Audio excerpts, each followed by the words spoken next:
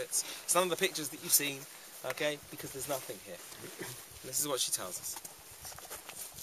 Go to Treblinka.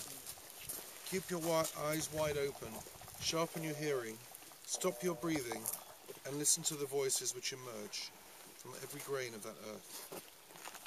Go to Treblinka. They are waiting there for you. They long to the voice of your life, to the sign of your existence, to the pace of your feet, to human look, understanding and remembering, to caress of love over their ashes. Go to Treblinka. Go by your own free will.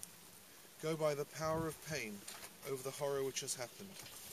From the depth of understanding and the aching heart which is not accepted. Listen to them there with all your senses. Go to Treblinka.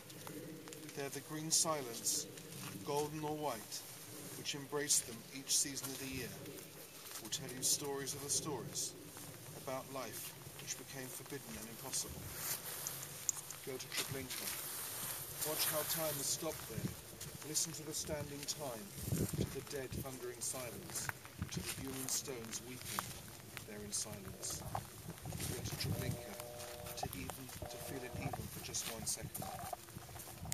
Go to Treblinka. Grow a flower by a hot tear, a human breath against one stone, memory of a whole community, on earth which is their flesh and ashes.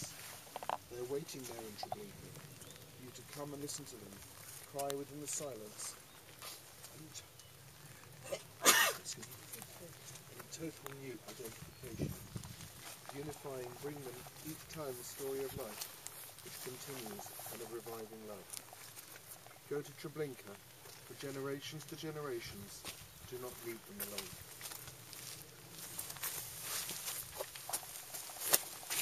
The platform that we're standing on, Stangl had made. And the 20 carriages would pull up here, and there would be over here shop fronts. First shop was selling sweets. Next shop front, selling tickets to Palestine. Next shop front said, Jews of Warsaw, please give in all your possessions here, your valuables here, thank you.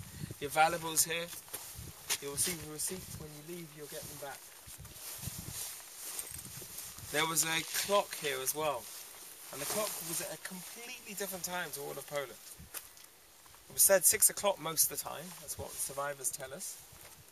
Stangl wanted to give the appearance, like we said outside, that you'd come to a different place, in a different country. Which Jew had heard of Treblinka? Because those Jews that had heard of Treblinka weren't sent here. Because any small little places that were around here, of course, they pushed them off to Belgium. They sent them 3 hours down the road. Because why send a person to a camp when he knows the surroundings? Send him off miles away, that he won't have a clue where he's going, even if you can escape. Just on a side point, remember what they said.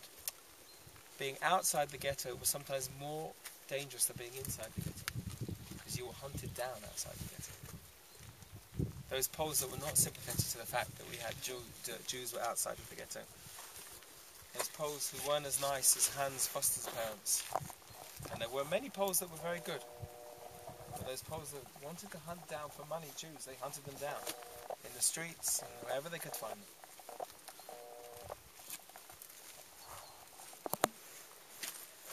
They would come off the train over here.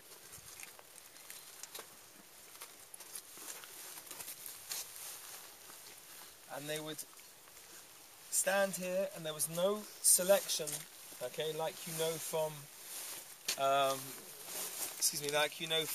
Auschwitz. But instead over here,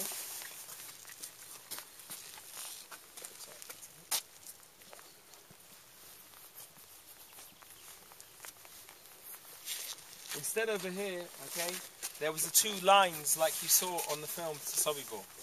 And yes, just like you saw in Sobibor, they went up looking for people who could see different things. Now this camp was split into 2.